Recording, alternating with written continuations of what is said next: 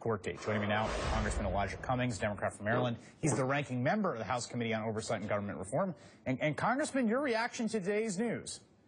It's extremely upsetting and very disappointing.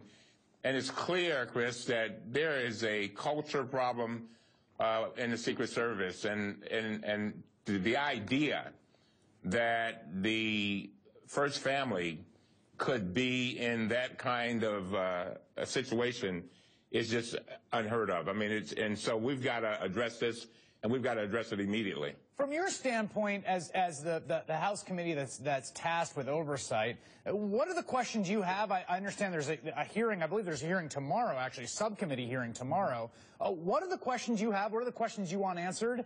And where does this go from here? I want to know exactly what is the protocol. For example, the incident that you just mentioned, the one where the fellow got into the White House and ran through the White House, coming to some steps, passing some steps that led straight up to the residence where the president, the first lady, and their daughters sleep. I want to know there are all kinds of layers, Chris, that should have sounded the alarms, but some kind of way this fella, Gonzalez, got past that. I also want to know, suppose we had 12 or 13 folks jumping over that fence.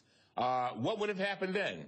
But you know, Chris, there's one that really bothers me, and that is that there seems to be a climate or a culture where these officers either feel afraid, or I'm talking about Secret Service officers feel afraid or do not have confidence that they can let their superiors know exactly what happened. Right. And in this kind of organization, Chris, the most elite security force in the world, as far as protection is concerned, in the most guarded house, the White House in the world, this just does not work. I mean, so I'm trying to figure out exactly how is it that folks feel more comfortable acting as whistleblowers as opposed to going to their superiors. That's a problem. That's a really good point. We are hearing about this. Part of the intrigue here, part of what's astonishing about this isn't just the chain of events. It's the way those events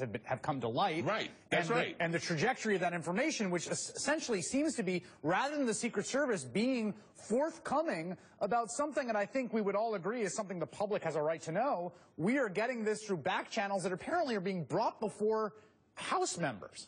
That's right. And the other thing, keep in mind, Chris, according to the reports, this president has received 3 times as many threats as other presidents. He's dealing with ISIS, enemies all around the world, and he's also dealing now with homegrown terrorist type. I mean, it seems as if their alarm, their vision would be much clearer. That is the Secret Service, and that they would be more on guard than ever before. But also keep in mind, Chris, that just a few years ago, we had the issue with the prostitutes and Secret Service agents getting together in Colombia. And I had an opportunity invited to address the top folks in the Secret Service back then, about 150 of them. And one of the things that I said to them, I look back at my notes today, I said, I beg you to have a Secret Service where a person cannot imagining that they can pierce your protected veil. Because, see, Chris, you've got to have, not only must you have an excellent organization, but you have to have the reputation that goes with it. Because the reputation is, in large part, what stops people from doing these things. That is an excellent point, that actually the reputation of the Secret Service is itself a means of deterrence. Congressman Elijah Cummings, thank you for your time tonight. Thank you, Chris.